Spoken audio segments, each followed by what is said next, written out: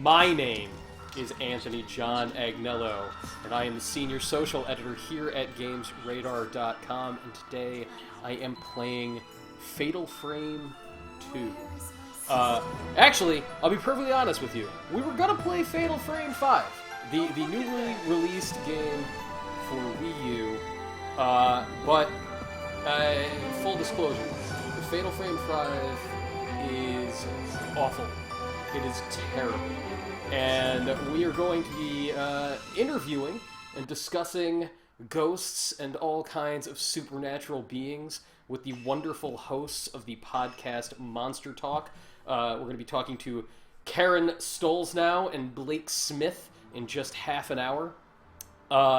They are fascinating people. If you are unfamiliar with the show Monster Talk, which is awesome, Monster Talk is a podcast where Karen and Blake bring on their own guests to talk about the reality and history behind myths and urban legends and folk traditions of ghosts and monsters and things like vampires and the Mongolian death worm and yokai. They did a wonderful special all on yokai, traditional Japanese monsters. And Karen Stolznow is also a specialist when it comes to ghosts. She is the author of books like Haunting America, which digs into the true story behind some of the most haunted sites in the United States. And I could not be more excited to be talking to them. They will be joining us in just half an hour.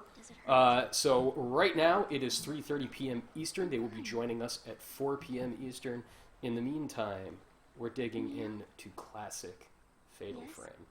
So if you guys are unfamiliar with the Fatal Frame series, the premise is these are spooky-ass Japanese horror games. They're all pretty different. There is a narrative that connects most of them. I know that there's a pretty clear continuity that links 1, 2, 3. I'm not sure about 4.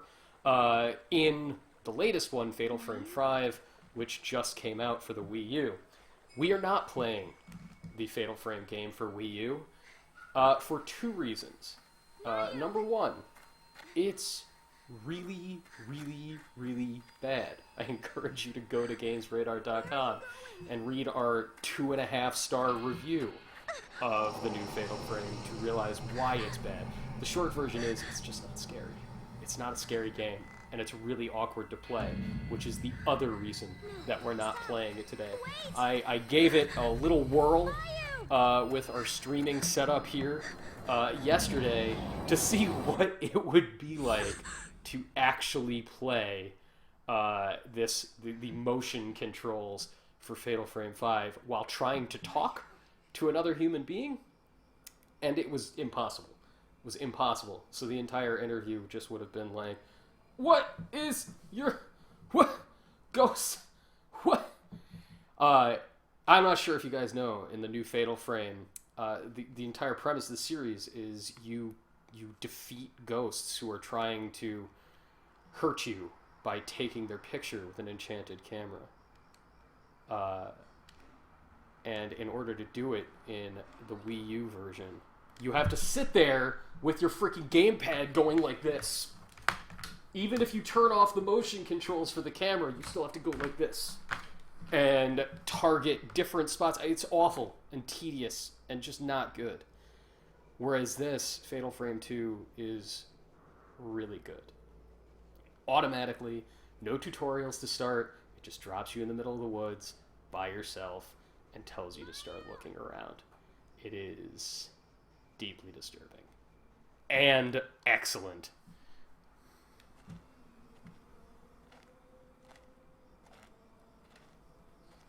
If anyone is curious and you didn't catch it on camera right there, we're playing the original PlayStation 2 version of Fatal Frame 2. This is not the Xbox re-release, nor is it the slight remake for the Nintendo Wii. Yodel, is it played with the Wii balance board or something? Just the gamepad, dude. And it is so awkward to play. You have to tilt the gamepad vertically or diagonally to fit in all of these different targets around and on a ghost to actually damage them. It's awful. Whereas this game is freaking great.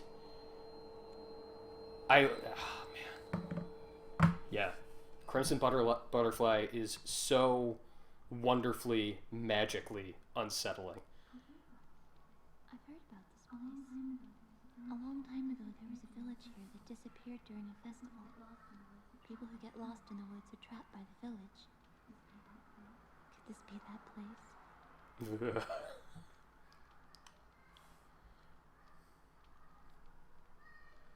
Hello, Zairflare1. Oh man, I love this. So everything that's happening right here, where it's just like, what is happening? Why is this village here? Where are we? Who are these girls? The magic of that setup and premise is just ruined in Fatal Frame on Wii U. There is a 20-minute long series of tutorials that just drag on. And they're the classic, like, 2008 era awful Nintendo tutorials where it's like, press the left stick to go forward. Press the right stick to adjust the camera. Do you know how to adjust a camera?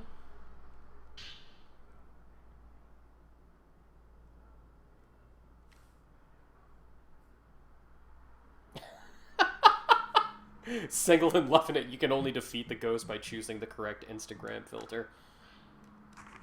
If the ghosts don't look old-timey, then you will die. And hello to you, Sugar Mama 2007.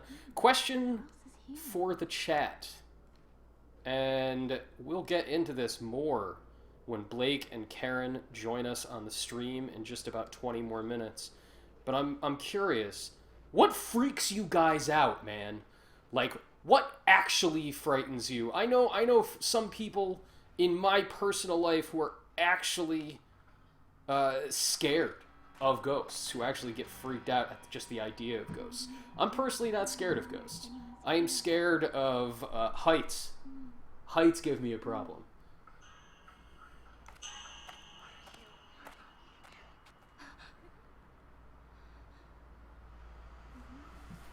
Leet Logan, your mic volume is really low. That shouldn't be right. I'm going to talk right up on it. Tristan Grant, hello to you as well. Ah. See? Single and loving it, you're not frightened of the white gorillas from Congo. You're only frightened of Tim Curry from Congo. I know. Ill 240. Poverty. Yeah, man. Yes. Absolutely. Poverty is scary. Render B, I hate flying bugs. Yes. Oh, God. Absolutely. Deeply, deeply upsetting. Bugs of any stripe. I'm more frightened of worms. Creepy crawlies with no legs. Less with the crumbs. Mayu? Oh, Mayo's not having it, man. Mayo is freaking out. Mayo's having a hard day.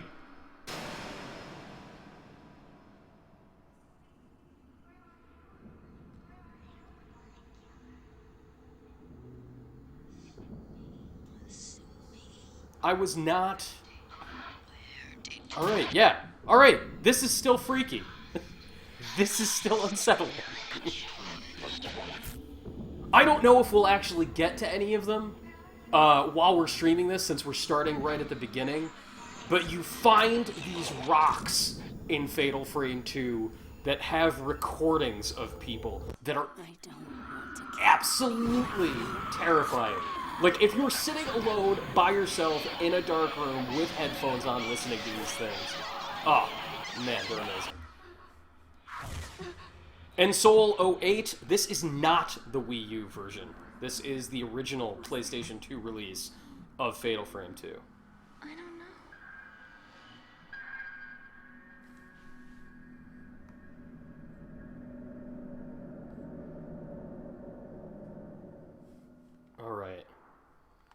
I know that somewhere in here Mio, don't go is the camera.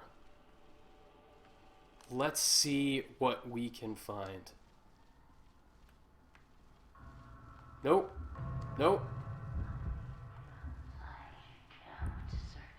Chief Semerus, Spiders Heights and League of Legends players are pretty much my nightmares. Yes! Right there with you, man.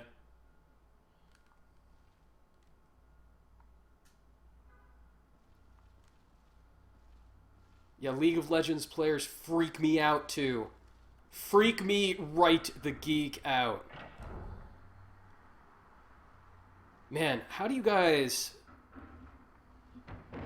feel about fixed camera perspectives? That's another thing that really sort of breaks the scariness of Fatal Frame on Wii U. The camera is no longer fixed to a position like this. You're constantly adjusting it.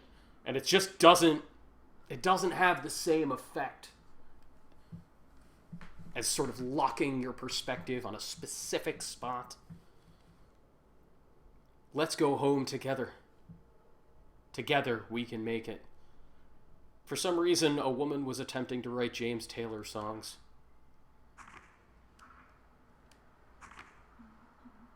I wonder if anyone's really here. Stop trying to freak me out, Mayo. I can't go out that way. Alright. Single and loving it. These graphics are pretty much the same as Fatal Frame 5. You're not wrong, man. Like, yeah, this might not be outputting in 720, and the character models might not be quite as shiny. But it's certainly, Fatal Frame 5 is not exactly a visual showcase for what that system can do. Whatever, Ghosts. Whatever, Ghosts! And second Doom, yeah, old Resident Evil. Perfect example of how the fixed camera perspectives could create an incredible amount of tension when nothing wrong was happening. When you were perfectly safe, and yet things just weren't right. Like this. This is just a stairwell. There's nothing coming down it. But by cramping your vision like this and having your characters in the distance, it's like, oh, God.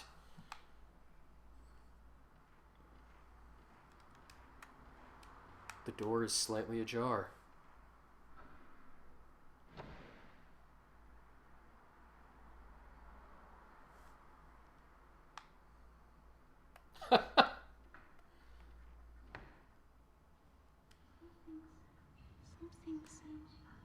Yes, please. Yes, thank you.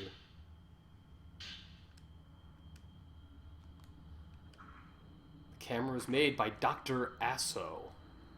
Dr. Asso? I'm probably mispronouncing that. That's probably not how you say that guy's name. Dr. Asso seems...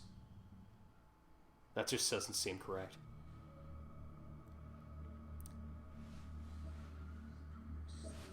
Chief Semerus, Resident Evil did the fixed camera thing right. I don't know about Fatal Frame, didn't get the same feeling. Definitely different atmospheres in the two games. Different sort of feeling of dread. I mean, I know it sounds a little bit on the nose, but Fatal Frame is very much about leaving you feeling haunted, whereas Resident Evil is very much about making you feel hunted. Ladies and gentlemen, if you are just joining us, welcome to this week's episode of I Got Next, Games Radar's weekly talk show, wherein we bring people from outside of the world of games to talk about their specialities and how they relate to the game we play. Today we are playing Fatal Frame 2, one of the single best horror video games ever made, and easily in the top 3 horror games made for the PlayStation 2. Our guests today are Karen Stolznow and Blake Smith, hosts of the brilliant podcast Monster Talk. They're going to be joining us in just 15 more minutes. So if you want to talk to people who write about hauntings and monsters and talk to people who research these things for a living, prepare your questions now and hang out with us there in the chat for when they join us in just a few more minutes. My name is Anthony John Agnello, Senior Social Editor at Games Radar, and I have not played Fatal Frame 2 in almost a decade, and I gotta admit, it still gets me. It still gets me.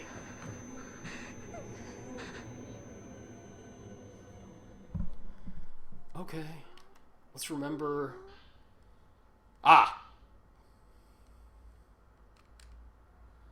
Basic camera operations. So if you guys have never seen a Fatal Frame game, this is why it's called Fatal Frame. Your camera is what you use to defeat ghosts. Which is such a weird idea. How do I... back? There we go. So the controls are so profoundly awkward for anybody that's used to using twin-stick controls modern. This, the left stick, is how you control perspective. The right stick is how you control movement. Okay. Okay.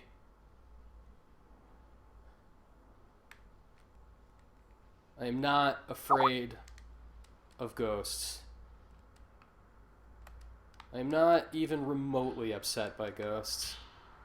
Let's go see a ghost. So if you see in the right corner of the screen, there's a little filament, and that will start to light up when there is something bad nearby.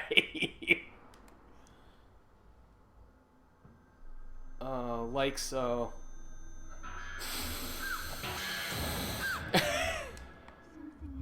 Nope. Come on. I see you.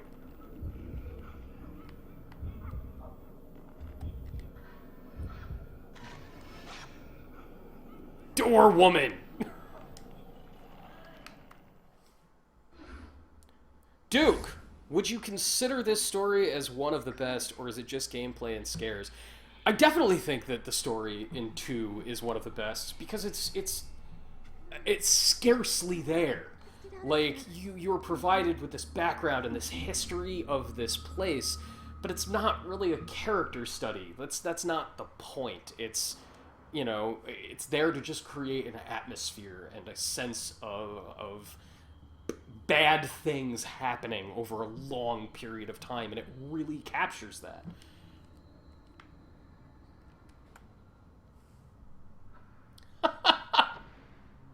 Yodel, it's like Revolution X. Music is not the weapon in Fatal Frame. Music is most certainly not the weapon. Okay. Let's go around. Let's see what's upstairs. Let's see what's happening up here. Hello, ghosts. Is it just me, or do these walls seem really flimsy and you could just bust through them?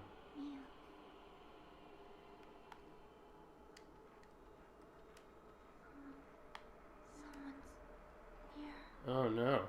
What? Okay. Okay, whatever. You know, guys, I thought to myself today would be a good day to start alone on the stream, because that way we could get the proper atmosphere going.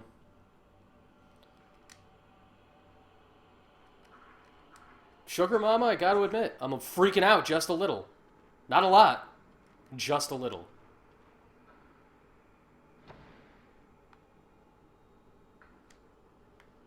Right, right. Okay. Someone, anyone, whoever sees this, look for me. I'm trapped in this village. Help me. Yodel! Well, you could just sing Eat the Rich to yourself repeatedly. Over and over and over again. Alright. Nothing in here. Where? Oh.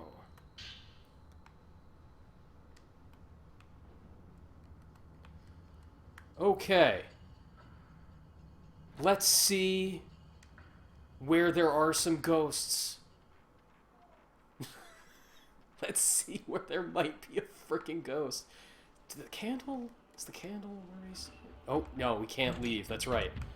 The door is held shut by an invisible force. Always with the invisible forces, guys.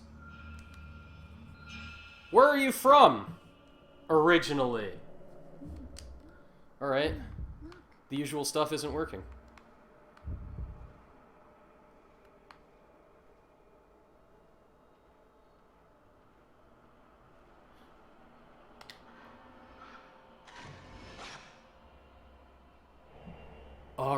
Alright, that's where we gotta go. Alright. So every now and again, you'll find, like, these ghostly spots. You take a quick picture that says, you've got to go to this other place. I love that. I love the sort of puzzle element of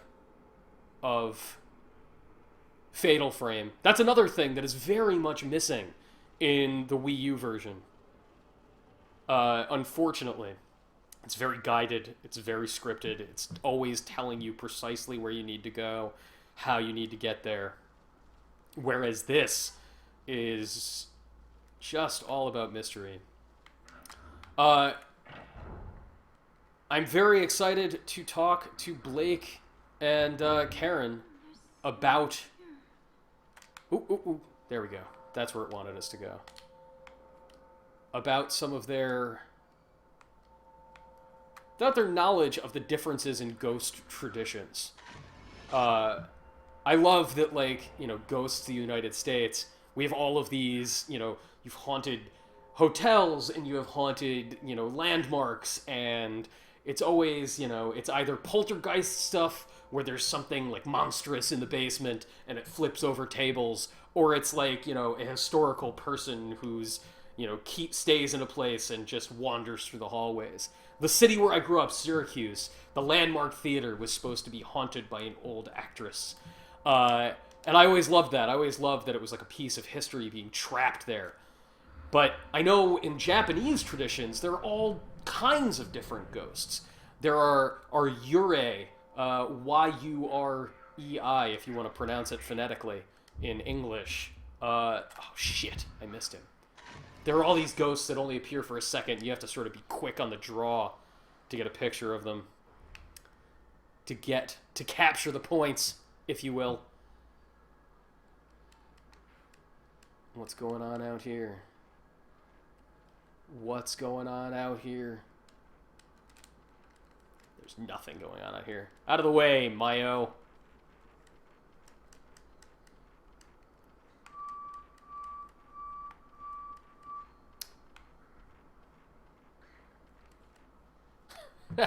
Render B. I always find that a bit funny in a country where there are actually no old buildings. Right! Like, the oldest buildings are, like, maybe a few hundred. Tops. But hell, man, like, you know, you don't need anything too intense. I've been to restaurants that are not even 20 years old where people say there's a ghost in the basement that they see on the regular. If you guys have any cool ghost stories of your own, please feel free to pop them in the chat. I am not guaranteeing they will be read aloud, but chances are they'll be read aloud. Did I miss something back here? I want to see if I can actually capture that ghost.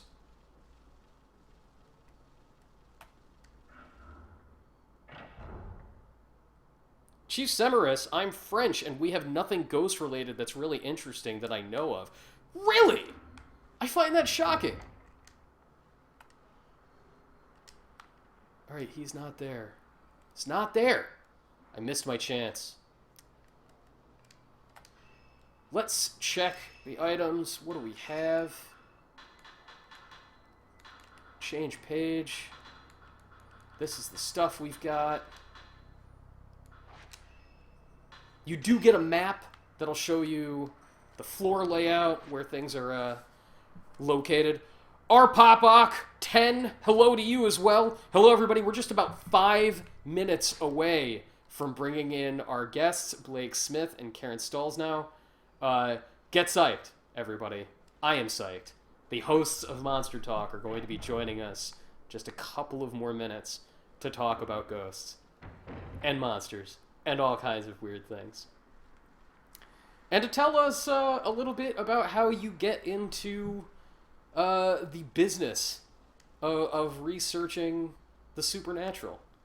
They do an unusual thing. It's not exactly their full-time jobs, but it's a thing that they do. Karen has published multiple books about these things, and they're fascinating individuals. So get psyched. I think I have to go up to the locked door. So you know what? We're going to go upstairs. We're going to get to that locked door. We're going to hope no ghosts try to chomp on my shoulders. Gee, Semerus, we have a lot of brutal, murderous wood beast stories, but ghosts not so much. Hey man, everybody likes murderous wood beast stories.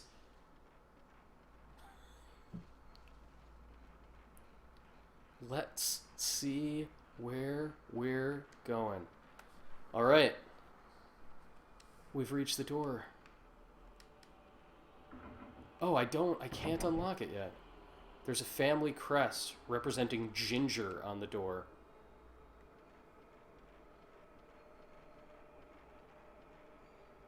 Swagmaster, too spooky for me? No, it's not. Nothing is too spooky.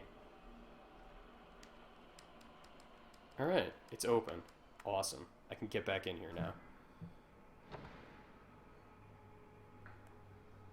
Alright. Alright. Ha!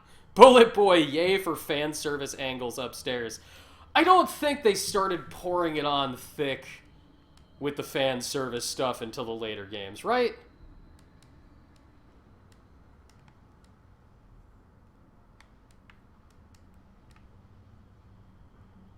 What the hell? Where? If anybody remembers their Fatal Frame 2 and remembers precisely where you're supposed to go, please... Oh, there we go. Yes! I knew it. There are all kinds of weird... It's one of the bummers about this series, is that there are all kinds of things that you have to do in exactly the right order. Otherwise, they don't happen. No, ghosts.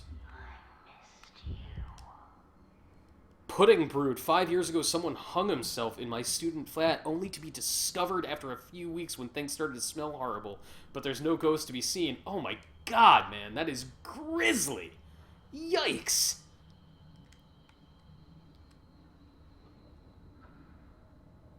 No ghosts. No ghosts. No ghosts. Alright, no ghosts. Ghosts. Ghost problems. But I got her. Ha ha! Ha ha! Yeah. Alright. Gonna go up these stairs, and then we are going to call our guests! We're going to call Blake and Karen. Okay. A locked door. A terrible thing. All kinds of monstrousness. Let's bring in our wonderful guests very quickly. If you guys have any questions for these wonderful people, please get ready to ask them.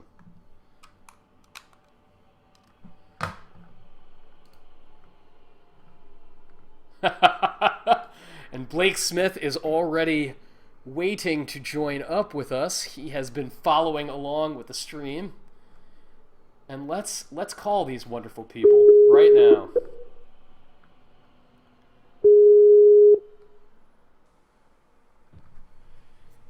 Hello, Blake. Hello, Karen. Are you with me?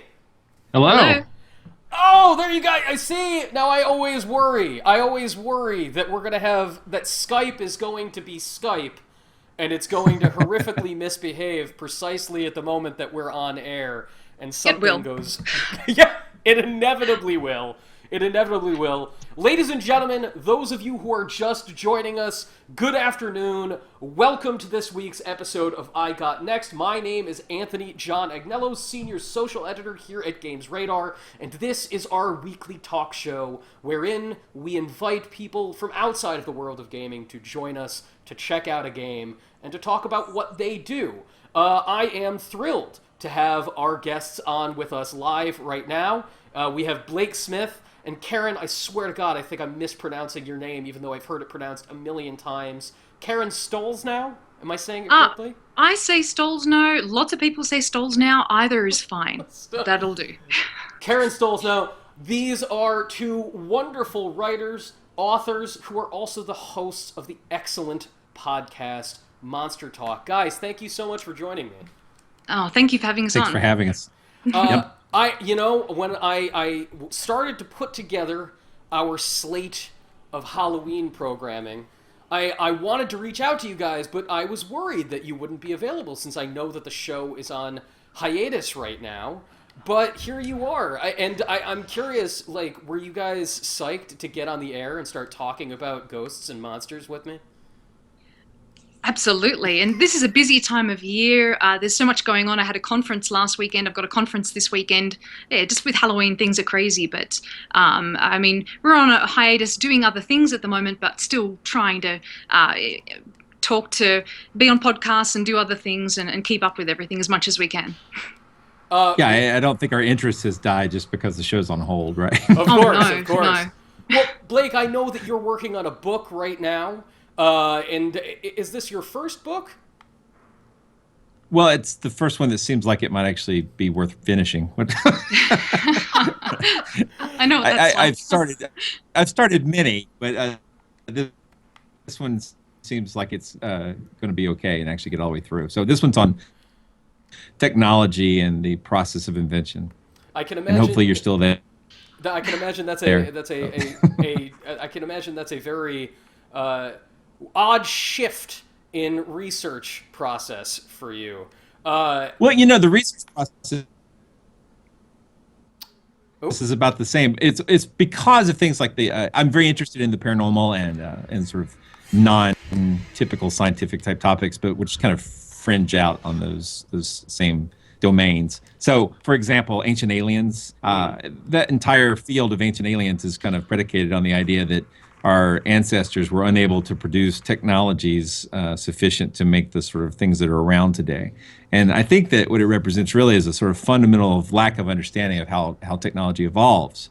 So there's a tie-in there. So it'll have some sort of relationship to at least aliens and, in that sense, monsters. But mostly it's about technology and evolution and science. I love that. I cannot wait to read that. That sounds fascinating. Karen, I know that you are either finished or still working on a novel that is coming out in the near future. Yes, this is my first novel. Everything up until this point has been non-fiction, and so it's involved lots of research. And I just had a baby 5 months ago, and I took out my time during the pregnancy to just work on a story I've had in my head for a long time. And so this book is hopefully going to be released in January. I'm still working on it. I'm writing the final chapters at the moment, and it's called Hits and Misses. And it's a novel about a very unscrupulous psychic and a skeptic who's just constantly trying to expose him. Oh man, that sounds super awesome. And that sounds, that sounds very much related to your nonfiction work. That is true. That is true. I am very curious about how you guys got into what you do. Like, I understand the skeptical impulse very deeply. When I was a little kid, I remember being, absolutely petrified by the idea of ghosts in particular. Things like the Loch Ness Monster and Bigfoot, that seemed more fun to me. I was like, oh no, awesome! I want there to be strange mythical beasts out in the woods. But ghosts, that was just deeply upsetting. And the older I got, the more I started to have that feeling of, well, I just don't have any evidence for this. I don't have anything physical that I can sort of latch onto.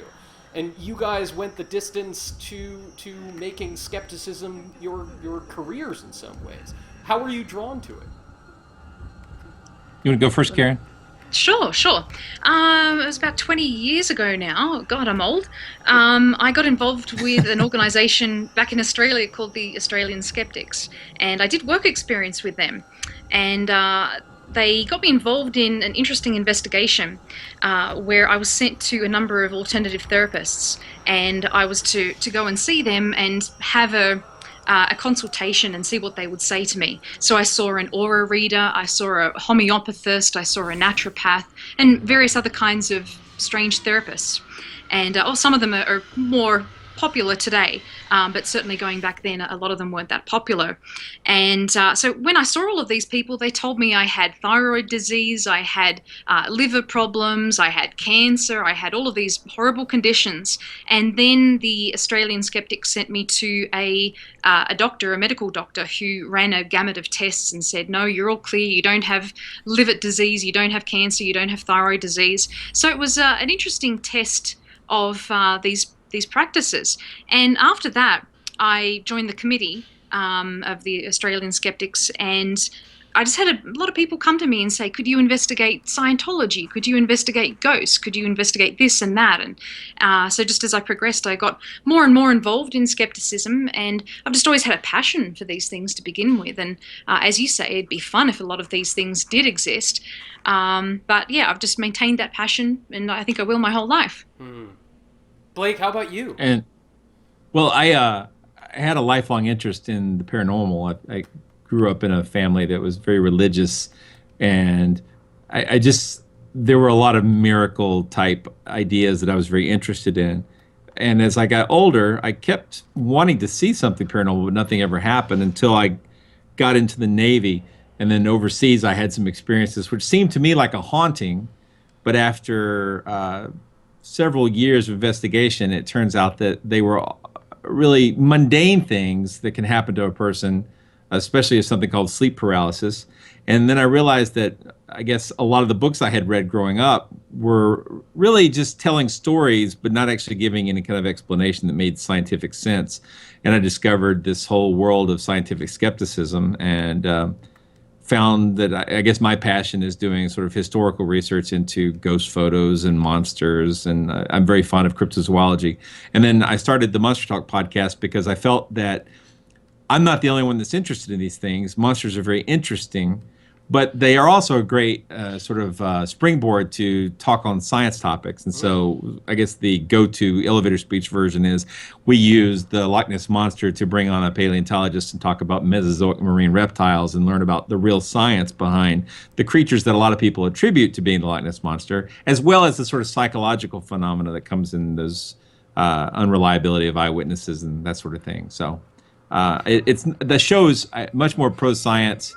And it's not really an anti-monster show. I think we all love monsters, but it's just it's like what's show. Real is also cool. Yeah. It's all about, it really is inquiry. It's all about asking the question, which I think is wonderful.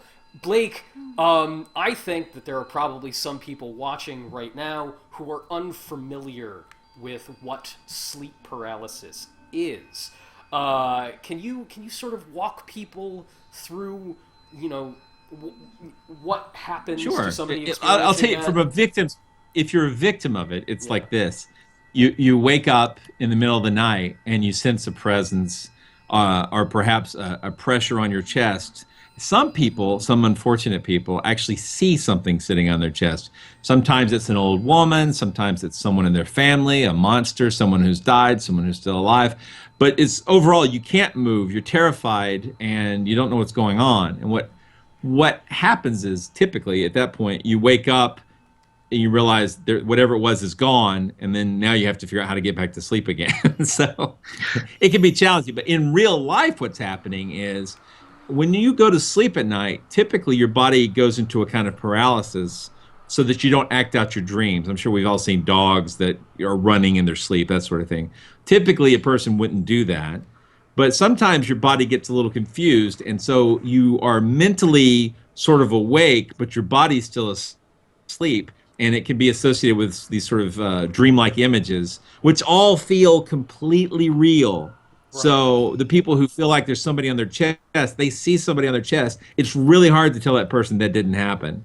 This is the source for a lot of, this. Well, some people, hypothesize that this is the source for vampires and alien abduction and like a variety of different yes, beasts. incubus, succubus, demon associations. I mean, they're all sorts of things. So, and it's a good percentage of the population will experience this at least once in their life. So, yeah, I should add too that we did an interview a couple of months ago with a guy named Brian Sharpless for Monster Talk, and we spoke about sleep paralysis and related phenomena. So go check that out too. A lot of good information in that episode. Yeah, it's probably the closest most of us would ever come to a haunting experience. I mean, it is very much like a brush with the supernatural, and unless you know better, you would think that's exactly what's happened. Yeah. Karen, have you ever had an encounter besides, a faith healer telling you that you had every malady under the sun? Have you ever had an encounter of your own, something that you couldn't explain? A couple of things. The one that stands out in my mind is a time where I was doing an investigation, let's call it an investigation anyway, I was really just a kid at the time, into a cemetery back in Sydney. And I saw a glowing white angel at one point. Whoa. And it looked like she was pointing to the skies, and it was very ethereal and beautiful and strange, but I'd also had a drink or two, and it was pretty dark and pretty late there. So I'm really thinking it was just a combination of things that were happening to me that were really, it wasn't a paranormal experience as such, but it was a really cool thing to see. And I know my husband's had a few experiences too. His name's Matthew Baxter. He does the same thing that I do. And I know that he saw a ghost. He was in doing an investigation in an old church a couple of years ago. And it was about 3 a.m. in the morning, and he thought that he saw a woman just walk across the room. And typically ghosts wear Victorian dress, period dress or something like that, but she was wearing modern day clothes, and he ran after her and then couldn't find her anywhere, and so he puts that down to tiredness as well. He'd been up for about 40 hours straight doing this investigation. No alcohol was involved in that story though. It wasn't a schnapps encounter this time, is what you're telling me. No, not that time. I definitely have. I've seen my fair share of things, but like you, I can chalk them up to a moment of inebriation. I not necessarily always drink, but kind of always drink. Spirits on spirits. Spirits on spirits. And overactive imagination when I was very young. There are those moments that you wake up in the middle of the night and you're convinced that you see some kind of monstrous arm coming out of your wall, and it's just the shadows forming on your bookshelf. And I love how even something that is not necessarily a real thing to be afraid of can turn into a wonderful story. Just something to tell and share with other people that have experienced something that they can't necessarily explain. How do you guys prepare for an episode? I know that you do exhaustive research before you speak with a guest, but I think that some of our viewers probably are unfamiliar with what kind of goes into that sort of process. Well, I speaking for myself, typically what we try to do is figure out a topic that we want to discuss and then look for experts within the field. Most of the time I try to get scientific experts. Sometimes we have on people who, if you want to divide this into believers and non-believers, sometimes we get people on the believer side. But the main thing is I try to get people who are truly experts and credentialed and like well-versed in the scientific method.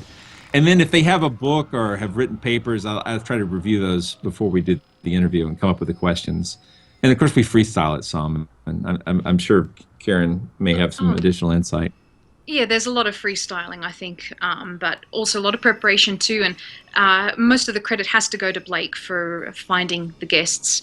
I'll find the occasional person, but usually there's someone that Blake has been courting for maybe months or years and has desperately been wanting to speak with. And we finally track them down and have to explain that no, we're interested in science, and we're not doing this from a believer's perspective necessarily. So then Yeah. when we've finally cornered that person, then we do our research beforehand. And if they've written any books, we check those out, and any articles. And we certainly go and investigate the folklore ourselves and find out what the stories are about whatever the claims are. And we try to be well informed. I think there's nothing worse than when you do an interview, which is not the case today, when you do an interview with someone and they just don't know anything about what you do. So Who are you? What's happening here? What day is it? What? So we try to be prepared. So I'm watching this game. It's funny to me because it looks like you've got a camera and you walk around and take photos of ghosts and then use that to solve mysteries. Is that what this is? That is okay. So here is the premise for this. You are lost in a cursed village, and obviously ghosts here are real, and they will hurt you. They'll sort of like suck out your soul, and the only way to combat them is to take pictures of them. And there is some very loose basis on traditional Japanese mythology with the ghosts in this game, and I'm not sure if you guys are familiar with this specific type of ghost. So the ghosts in this game are supposed to be yurei, and I'm mangling that pronunciation because I only speak English. And the idea is that yurei are what in like sort of classic medieval Japan people thought somebody who died and really needed something to happen still, whether it was revenge or a loved one to reciprocate their feelings, would turn into a hungry ghost. And like that's like the literal translation. It's you're a hungry ghost, and they wander across the land. Are you guys familiar with this concept at all? Have you ever run across anybody talking lightly? Ghosts? I think Matt Alt, if I remember correctly, who did our yokai episode, also wrote a book on yurei. And so I've read a little bit about it. Me too. But it's just like a checklist ghost. They haven't finished their bucket list. Right. Like, yeah. Like something traumatic has happened in their bucket list ghost. That's such a much more. That's a perfectly succinct way to sum it up, Blake. I love that. I think we've got a similar concept in our culture as well, of a ghost that has a message and needs to come back and maybe say that they didn't die by an accident. It was deliberate or something like that. So we have a similar idea in our culture too. Right. It's so many ghost shows. Yeah, do that. And it's so funny that like I it's the only example of a culture where I know of a specific noun for that. Like, oh, well, that's not your typical kind of ghost. Like, we need to have a specific name for the bucket list ghost, as opposed to like we have poltergeist, which I always like. Noisy ghosts. Noisy ghosts. Right. In German, yeah. So, Karen, you wrote a wonderful book, Haunting America, and thank you. So you have encountered many of these types of ghosts. You've seen many. You've looked into a lot of places. What do you think is the common thread that runs through pretty much every single ghost sighting that has ever been? What links them all together? I think Blake was talking a little bit earlier about how when you're a kid and you're reading about these stories, they usually tell the folklore. They don't tell you what actually happened. They don't give you historical information or anything like that. Right. So one of the things I tried to do with Haunting America, which is just a bunch of old investigations that I've done across the country into places like Alcatraz and the Winchester Mystery House and Waverly Hills Sanitarium, the Myrtles Plantation in Louisiana. And so I tried to tell the folklore, or to start by telling the folklore, and then to kind of break that down and look at the possible natural explanations for the supernatural claims. So I think one thing that just runs across all of these stories is that the truth is embedded in the folklore, and you've got all of these wonderful stories, which I do love, and I do love to perpetuate as well. But it's just covering up the historical truths and the facts, and it can be pretty difficult to get to the bottom of that. It could be. What was your favorite that you looked into over that long history? Oh, I really love them all. Again, as Blake was saying, in reading these stories when you're a kid or watching shows like In Search Of, I just fell in love with a lot of these stories. And one of my favorites is not your typical ghost story, but it's a story of a place called Coral Castle, which is in Homestead in Florida. And I wonder if that's something that Blake might be touching upon in his book about technology. I hadn't really thought about using Coral Castle. That's an interesting idea, but it probably should come in there because I guess a lot of the claims are that the guy who did the work there must have used alien technology in order to get his I don't know what it's not really what do you call that? It's a monument? I'm not sure. He moved a lot of big rocks. Yeah, he did, and he created. Nobody could possibly move big rocks. That seems impossible. What? Oh yeah, the story is that he created this castle, which I say loosely, and it's really a garden of rock sculptures. And he spent his entire life doing this, and he said it was for his sweet 16. So his name was Ed Leedskalnin, and he was a guy from Latvia, and he moved out to the United States and always spoke about some woman that he loved that he left behind, and she wasn't interested in him, and so he built this castle for her, and so there are lots of stories of him levitating a lot of the rocks. He used a limestone, which is native to the area. And people saying that he was doing all kinds of defying the laws of gravity and physics to be able to build this place. But in actual fact, even if you go there, and I've been to the place a number of times, a lot of his tools are on display. And he had a lot of simple tools and just wrenches, and I can't think of all the terminology now, but he had a lot of tools which he used to build the place. And the evidence is right there, and yet you still have people saying it's impossible. He couldn't have done this himself. And he did it over about 40 years.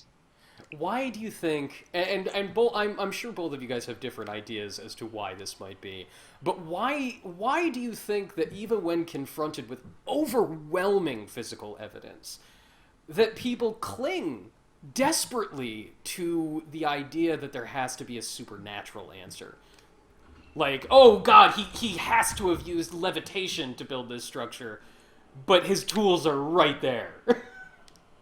Well, I think a lot of people want the world to be more magical, and that I think really that's the heart of it. They like a world where poof things happen, and that would be really cool in a lot of ways. But it's also I think very impressive when people accomplish stuff through hard work and clever thinking. Yes. So. Yeah. But you can't get a TV show on the History Channel about that, apparently. Now, Blake, that's just not true. I'm sure that if you did a show on architecture and you went into an old Gothic church and then claimed to be getting really cold in the basement at the Gothic church, people would still be pumped about that, right? They'd still think that was super cool. I don't want to be cynical, right? But I will tell you that on this game, something that's cracking me up is in this game you're finding ghosts, you're seeing them, and you're taking a photo. But in real life, in all the ghost photos I've studied, it's always you take a photo, and then when it develops, you see a ghost. Right. It doesn't banish. It's extremely rare to see a ghost take a picture, and then there's a ghost. That's almost never happening. It's like electronic voice phenomena, where you make a recording, and then afterwards you hear the voices of the dead. Right. Where like, oh yeah, you can hear them muttering in the background. Something fascinating about this game is the original 3, and they continue to make these. It's a series, but the original 3 were made by the same producer and director, and the producer and the director hooked up because the director was a just hardcore believer. He believed that ghosts were everywhere, and that ghosts inhabited every home in the world, and nothing, the spirits of the dead never leave the world, and they're everywhere. and the producer was just the epitome of a skeptic, and they'd worked together for years and made fun of each other. And eventually they were like, oh, well, we need to make a game out of this rivalry. Oh, I'm being, as I'm saying that is right precisely when a ghost snuck up on me. Oh, and she's got me. I feel like my snide comment about an architecture television show was just being punished by what just happened right there. I think you do get these pairings occasionally. I mean, look at X-Files, and then Harry Houdini, and I can't think of his name, Blake, if you can help me out. He was a lifelong friend of the author of Sherlock Holmes.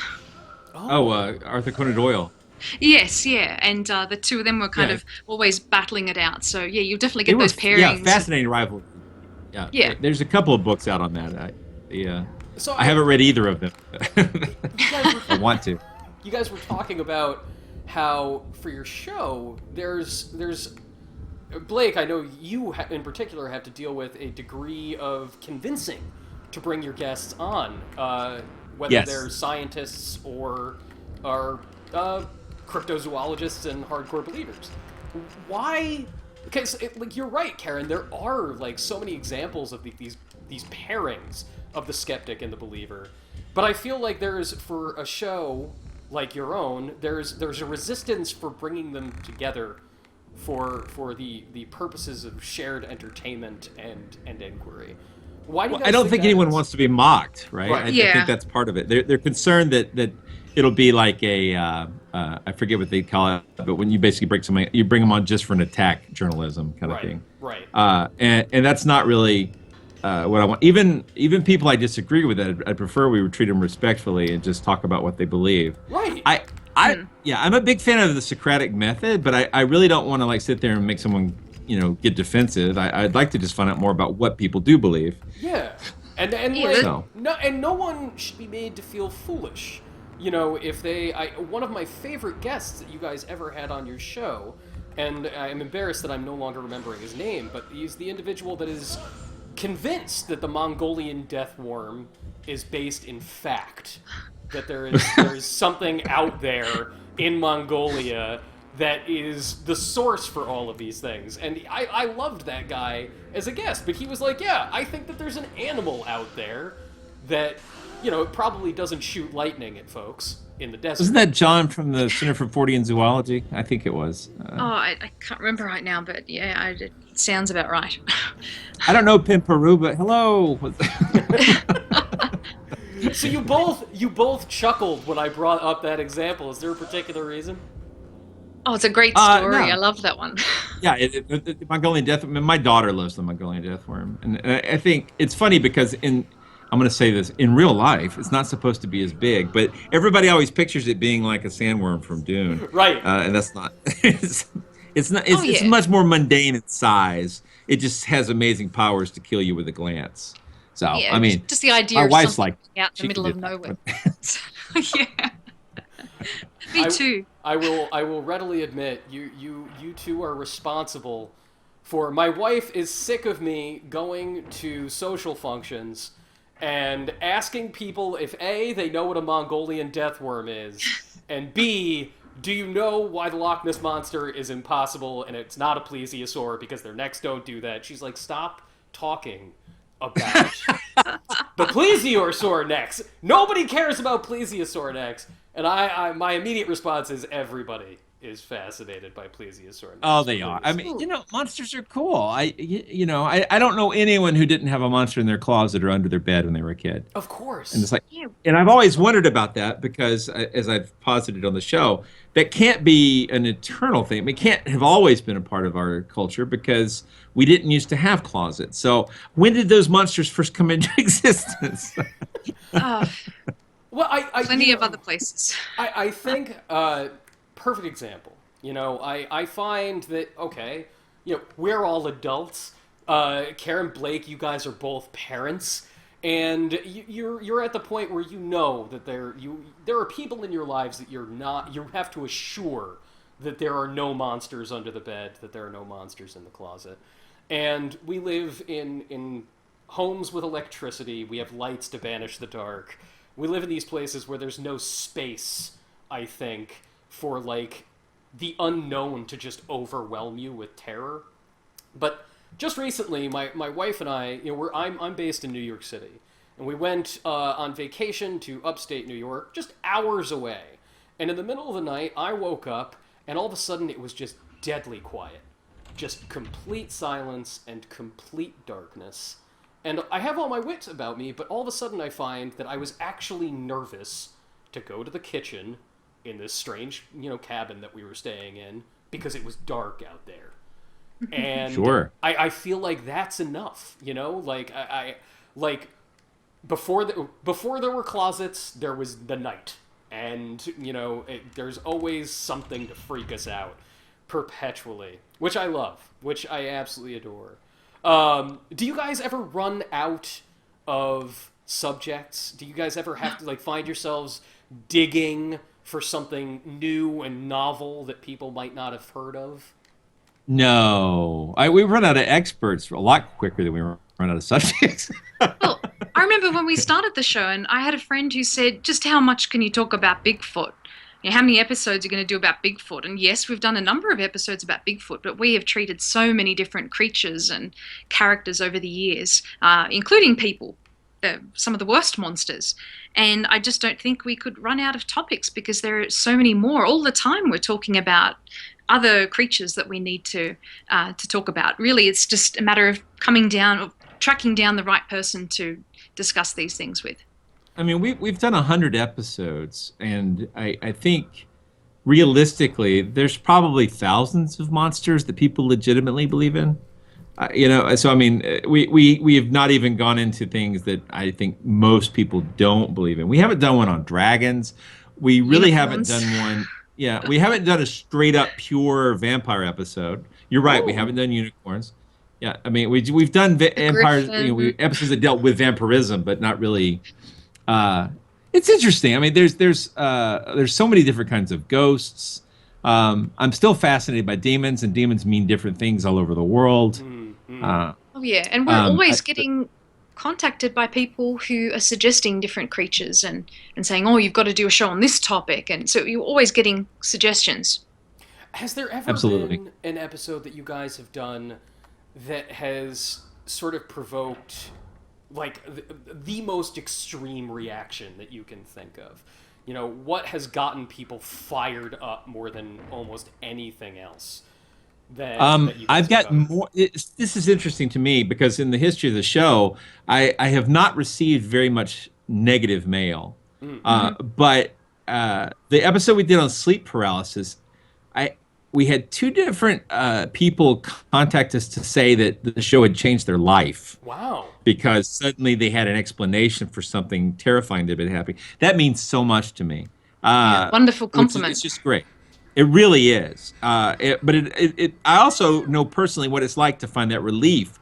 And I don't think it's just saying, okay, well, there's a mundane explanation for this as well as a supernatural one. I mean, it's just a genuine relief to know that the things that you're happening to are not only scientifically explainable, but actually pretty normal. I mean, that's a nice thing. But we also had people who've told me that I had one angry letter that told me that I was actually not a victim of sleep paralysis, that when I thought I had sleep paralysis, that was actually a demonic attack. Wow. And the reason it stopped is because I have let the demon into my heart, and now I am being controlled by Satan. Ooh. So that was your mother, right? It was not my mom, I'm thankful to say. I felt bad because I was like, well, I don't know how to refute that. I was just, I had no idea, So. It's really hard to say to somebody no, it's not a demon. I'm pretty sure that it's this biological thing, because how are you going to tell somebody? I can prove it's not a demon. People. I mean, we are creatures of story, and for many people, their normal lives are fairly boring. But these paranormal things, whether it's things that actually happen to them or just things they believe in, they bring a sense of wonder and mystery into an otherwise mundane life. Yeah. And if you have a scientific or simple explanation for these things, and it's not supernatural, that's a complete disappointment for these people. I think some people, this becomes an important part of who they are, and they don't want to let go of that. And for some people, in some of these situations, it's a religious experience. There's a lot of people in the Bigfoot community where Bigfoot is much more like a religion than like a plausible live animal that lives in the woods. That's so. Really, hold on just 1 second while we remind those who are watching, if they are just joining us, who we are and what the hell we're talking about. This is not a video game stream wherein we are talking about the newly founded Bigfoot religion, although I am curious and subscribing to that newsletter, let me assure you. Everybody, you are watching Games Radar's weekly talk show, I Got Next. I am your host, Anthony John Agnello, and we are playing Fatal Frame 2 with the hosts of Monster Talk, Blake Smith and Karen Stalsno. I think I said it right that time. Perfect. I think I got it just right that time. Wonderful, thank you. And we actually were just talking about about Bigfoot religion, which I'm really excited now because I have encountered. I've read plenty of like stories about sort of the idea of Bigfoot and in North America as being like tied to, you know, some native traditions about, you know, like a sort of like wild man of the woods that appears at momentous occasions in somebody's life. But I've never heard of somebody talking about people looking into Bigfoot with a sort of religious fervor. And Blake, can you tell me a little bit more about that? So maybe I shouldn't say religious in the sense that it's not based on ceremony, but spiritual. I think the sacred is the exact word I should have used. These ideas become sacred, and everybody who has a sacred belief, whatever that is, they don't want to question it. That's not something they want to examine. It's something that they cherish. And so when a belief becomes sacred, it's offensive to have someone question it. And that's, I think, where it becomes a problem for people who are sincerely curious as to whether or not these stories are true or not. So Well, I think that's a better way of saying what I tried to say. I would venture to say, though, that any of these paranormal or pseudoscientific beliefs could ultimately become religion-like. I think whether it's a belief in ghosts or a belief in alternative medicine or psychics, it can have aspects or parallels to religious belief. And ufology is actually broken off into multiple religious cults. I was just going to say, like, the rise of belief in extraterrestrials and UFOs was dramatic 20 years ago. And yeah, like the 1980s and 90s, it was very de rigueur to talk about a very fervent belief in UFOs. And it's strange to me because that's faded. At least in my own, you know, casual observance, it's faded. Well, it's still a strong belief. I mean, I would like to believe that there's fewer powerful cults associated with it. But it goes back to like George Adamski and the Space Friends in the 1950s. So this was after the initial sighting of the first flying discs, which were not really discs, but that's another story. Adamski had people. These sort of groups would form around people who were contactees, and they would have messages from their space friends. And it was a very different kind of thing than what we got with the Greys later on in the 80s and 90s. These were more humanoid type aliens who brought messages about how the Earth was in danger and needed to be saved, and if we didn't save ourselves, you know, we were doomed, and so on and so on. Which is different from when they got into the Greys and abductions and everybody's favorite anal probes, and it's a different Where did the kind anal probe thing start? I've never been able to find a specific story where that's where that just gets ground into folks' minds. I know. There were these beautiful stories about space friends, and along came the anal probes and wrecked them. And the cattle mutilation at the same and wrecked time. them. Is that what you said, Blake? I did say that. I think a lot of these come from sort of leading questions in hypnosis. I think that's where a lot of those sort of sexual-based weird stories come from. But It I could wanted be. to I wanted to counter what you were saying, Anthony, about a drop-off in interest in UFOs and aliens. I actually think it's coming back a little bit. And I've talked about this with a couple of people. And it seems like there are cycles of interest for various things. And I think we're slowly coming out of a very long-term cycle that we've had of interest in ghost hunting. And just with the amount of producers who've been contacting me of late and friends of mine to do interviews about UFOs and about contactees and all that sort of stuff, I think it's making a bit of a comeback. And it seems like it just comes and goes in cycles, all of these things. Yeah, that's kind of where I was starting to head. And I'm curious about, you know, I definitely have seen in my again, just totally casual observance, that it is cyclical, that these things do come and go. And I've never been able to quite figure out why. And, I'm interested in what it takes for, an interest and a belief to sort of take hold with people and propagate and spread, and then see it fade and then see it come back.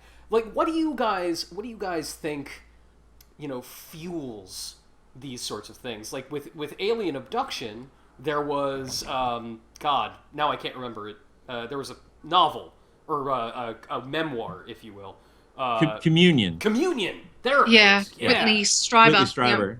Yeah. And so like everything blew up after Communion, and then sort of faded. So like, Kara, why do you think that it's back on the rise now? Well, this is just a stab in the dark, but I'm thinking with all the space exploration that's taking place nowadays, and a lot of scientists asking, like groups like the Search for Extraterrestrial Intelligence, SETI, people who are looking for intelligence out there and wondering, are there creatures that are existing on other planets, even if they're just thermophiles or something like that? But are there other things out there? So I think it's a valid question in some ways. And so maybe that's why that one is coming back. It's a possibility. We have a question here from Duke here in the chat alongside the live stream. And Duke wants to know, is there a monster that scares you and that you also hope is real?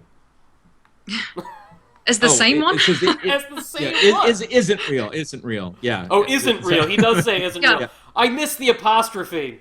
I'm trying to look at four different things at the same time. I swear. Hope isn't real. Well, my go-to monster, I think, for like worrying and when I'm out in the dark is zombies, and there's literally nothing scientific about them. There's no way they could possibly exist. I guess the closest would be like the 28 Days Later viral zombies. Right. But that's the monster always, when there's fog and I look at it at night, that's the one I'm always getting creeped out by. And of course, that's the only monster we have a disaster plan for here at the house.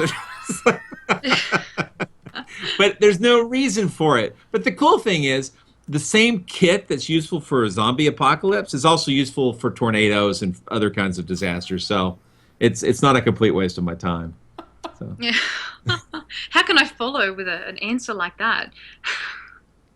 I'd have to agree. I'd have to be boring and agree with Blake and just say zombies are probably one of the scariest ideas of monsters for me as well. Yeah, they're just... This game, you walk around and you take photos and then examine the photos. Okay. So in a sense, the whole game is based on negative reviews. Yes. It is an attack on critics, the entire thing. You guys actually, it never ceases to amaze me how easily startled I can be. In the middle of that, like, Blake, you're talking about how useful a zombie survival kit can be in all kinds of different scenarios, and then the moment I pulled up the camera in this thing and there was a ghost sitting right in the viewfinder, I was like, no! Oh, God! I would love this, though. This reminds me a little bit of, have you ever seen the film The Asphyx? Oh, no. Asphy. It's not a great film, but the premise of it is that you can use a camera to capture the soul of someone right when they're dying, and then use that to keep the soul from escaping off to wherever it's supposed to go, and then the person just keeps living. So you basically Ooh. create immortality. Oh god. So, and That- disasters ensue because it's not a really good idea to do that. So, Because immortality is not useful. I'm not trying to think of my own example of the thing that I'm really scared of and hope isn't real. Zombies, obviously, I'm with you guys, and not only like viral zombies are the closest to plausibility, but I always think of like classic black and white horror movie White Zombie, where they're just people who are hypnotized, and yeah. That scares me. But that's not really a monster, right?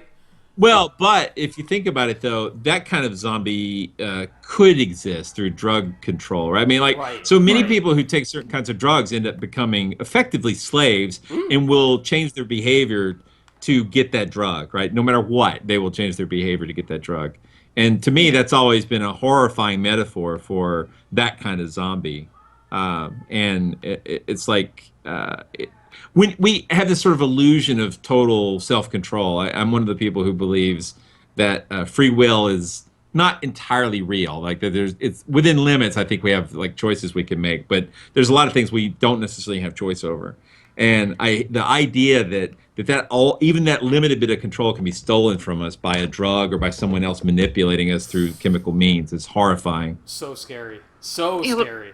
It also seems like a lot of the that's original. false, exactly. But it also seems like a lot of the original zombie stories that came out of places like Haiti, that they were examples of mistaken identity when someone comes back from the dead, or a lot of them were suffering mental illness too. So Yes. there's Yeah. definitely this small possibility of something like that happening.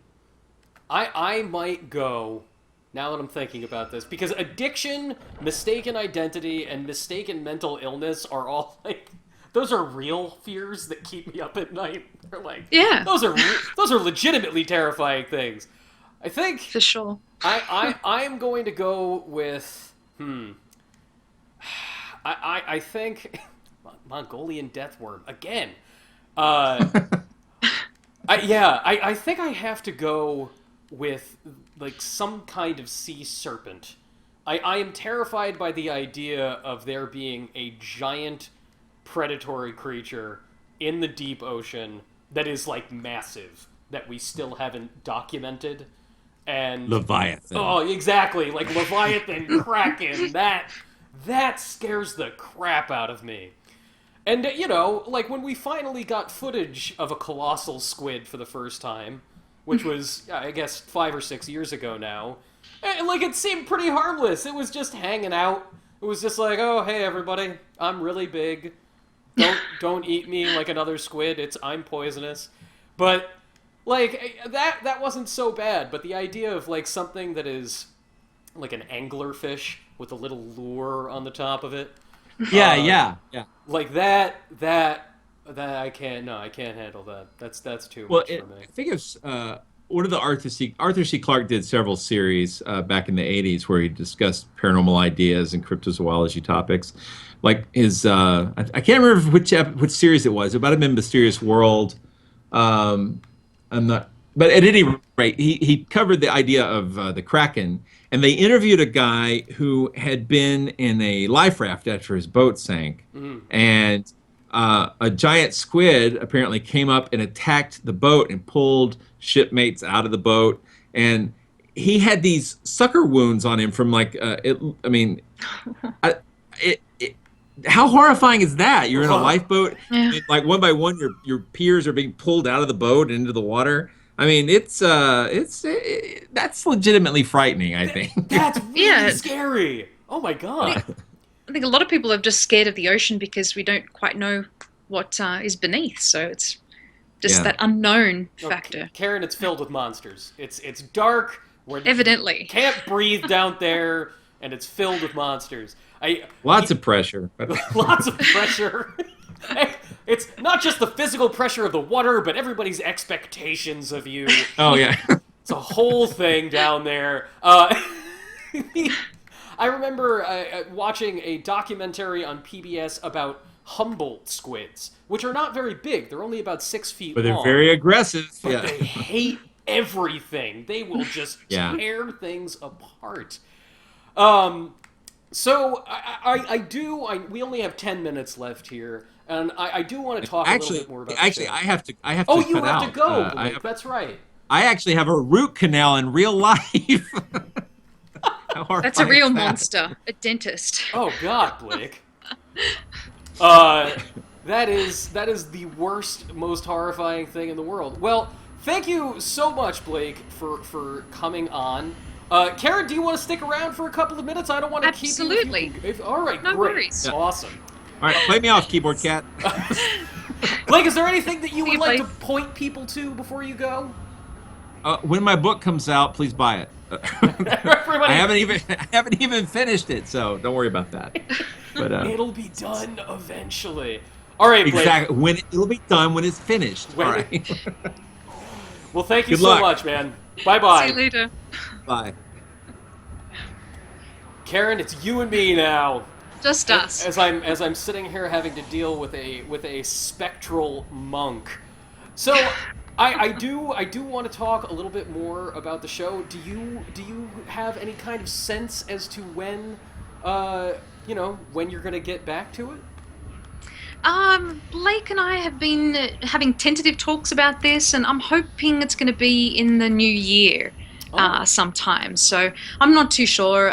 We've both been very busy with our own projects and life as well.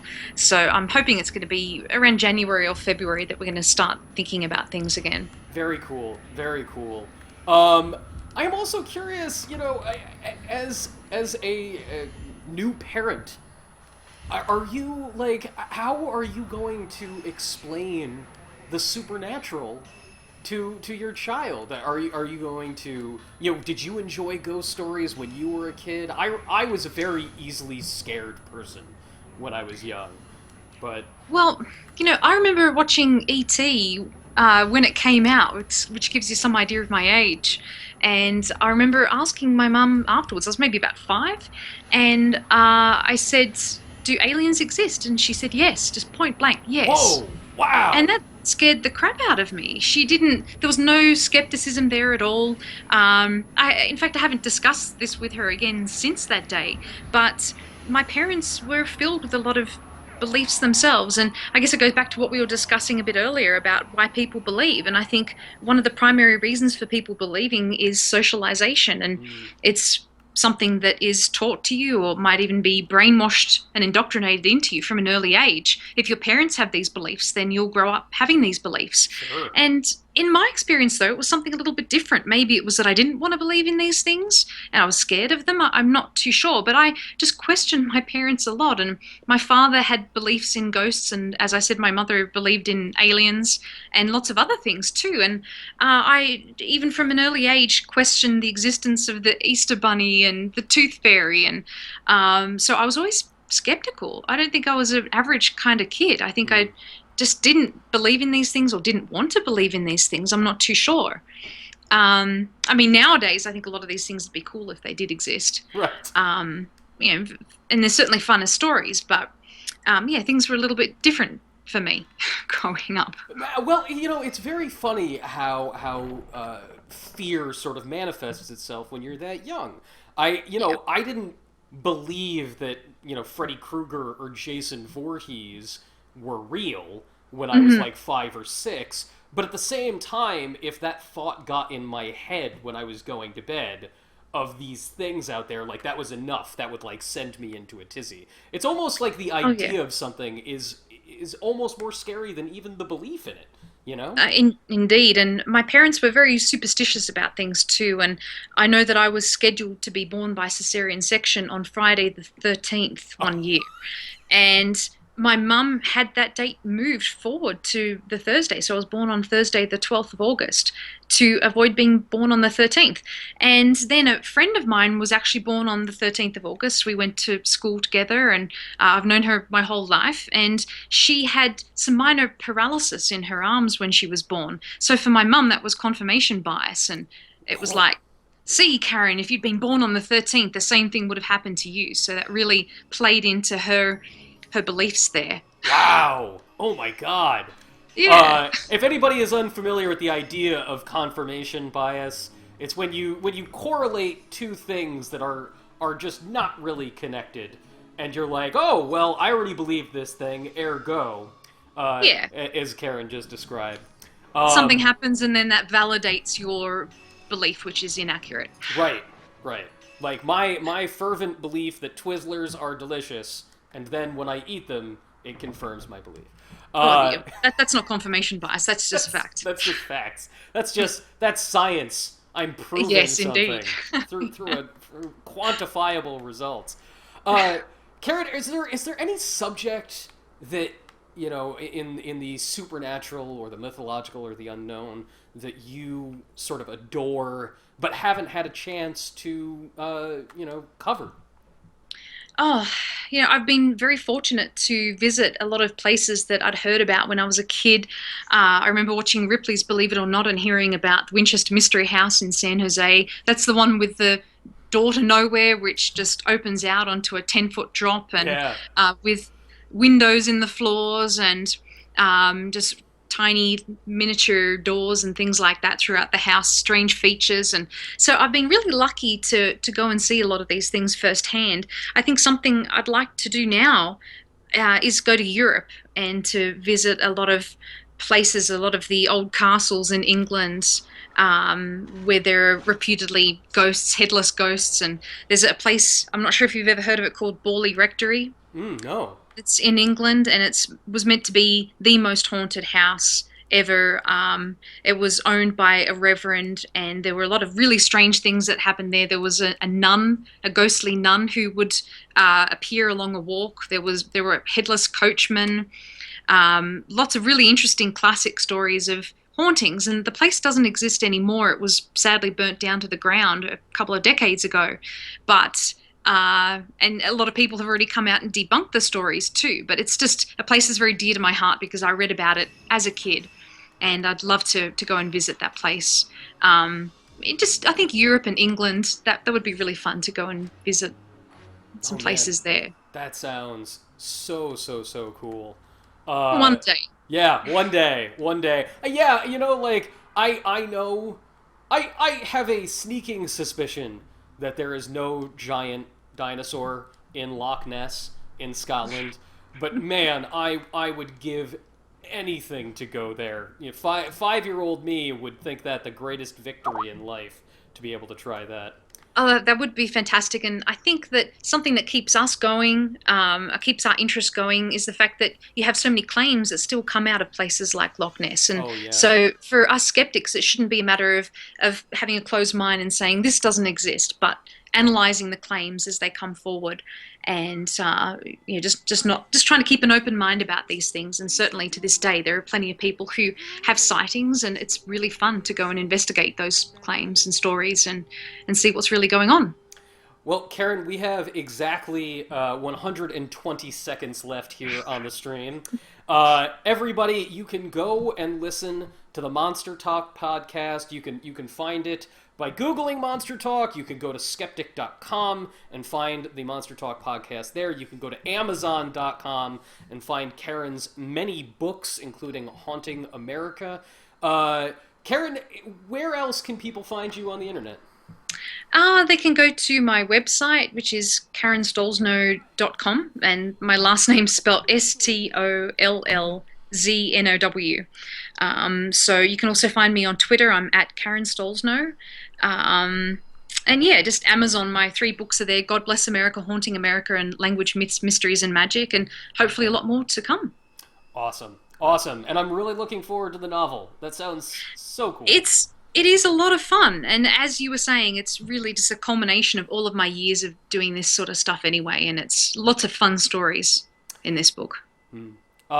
Everybody, if you enjoyed this and you want to see more streams like it, make sure to hit that little follow button at the bottom of the screen. I know it's in the shape of a heart, but it's not really a serious commitment. We'll just be friends, and we'll stream for you all week. Monday, Tuesday, Wednesday, Thursday. We've got some really exciting stuff coming up on the streams later this week. On our next talk show, How It's Done, on Thursday, we're going to have the developer of a fascinating horror action game called Knocked, which is deeply, deeply upsetting to play by yourself. But we will not be playing it by ourselves because all of you will be here to back us up when that airs on Thursday. Karen, again, thank you so much. This was a blast. Oh, thank you very much, Anthony. It was great chatting with you. Yeah. All right, everybody. We'll see you next on the next stream tomorrow and then Thursday. Bye-bye.